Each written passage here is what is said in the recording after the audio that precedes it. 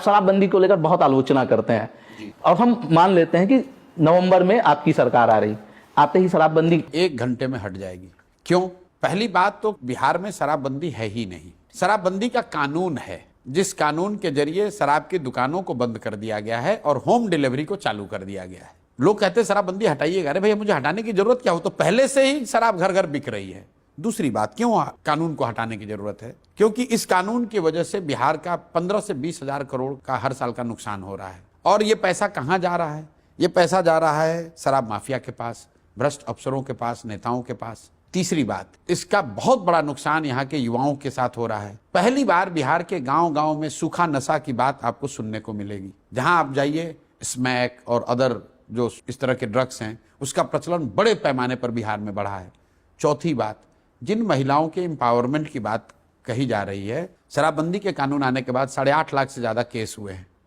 आज 1 लाख से ज्यादा लोग जेल में आज भी हैं। ये ज्यादातर लोग गरीब, पिछड़े, वंचित समाज के, दलित समाज के, मुस्लिम समाज के लोग हैं, जिनके पास कोर्ट में जाकर बेल कराने का भी पैसा साधन नहीं है। उन घरों की महिलाओं की क्या दुर्दशा है।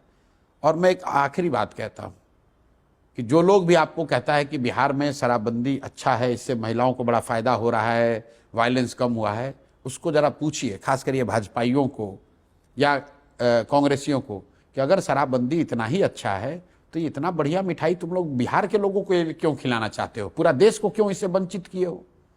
भाजपाइयों में दम है तो पूरे देश में शराबबंदी लागू कर दें।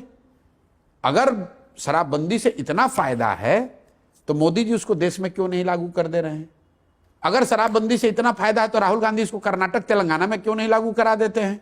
तो तेजस्वी भी कह चुके कि हमारी सरकार आएगी तो हम शराबबंदी खत्म कर देंगे। कब बोले? मुझे लगा है कि वो पिछले चुनाव के टाइम में बोले थे। उनका कभी दम ही नहीं है वो आदमी बोल दे।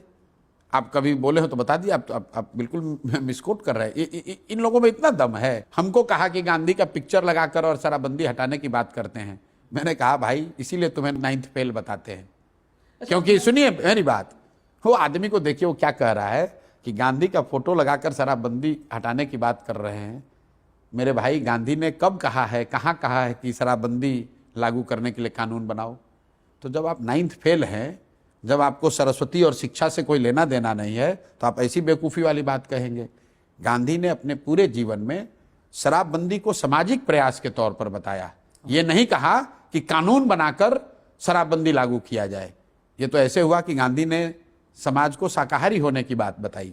इसका मतलब है कि कल देश में कानून बना दिया जाएगा कि जो मांसाहार करेगा उसको जेल में डाल देंगे। तो इन लोगों को क्या समझ है गांधी की? जो व्यक्ति समाजवाद पर 5 मिनट बोल नहीं सकता है, वो विधानसभा में खड़ा होकर कहा कि समाजवाद तो हमारे बाप दादाओं का है, ये कोई दूसरा थोड़ी ले सकता है। तो मैंने कहा कि मेरे भाई, समाजवाद तुम्हारा कब से हो गया? समाजवाद तो लोहिया जी का है, समाजवाद जयप्रकाश का है, समाजवाद मधु लिमये का है, समाजवाद जॉर्ज फर्नांडिस का है। आपका समाजवाद कब से हो गया? आप तो समाजवाद का परिभाषा पढ़, मतलब लिखा हुआ अगर हो कागज पर, तो तुम 5 मिनट में पढ़ नहीं सकते हो कि समाजवाद की परिभाषा क्या है।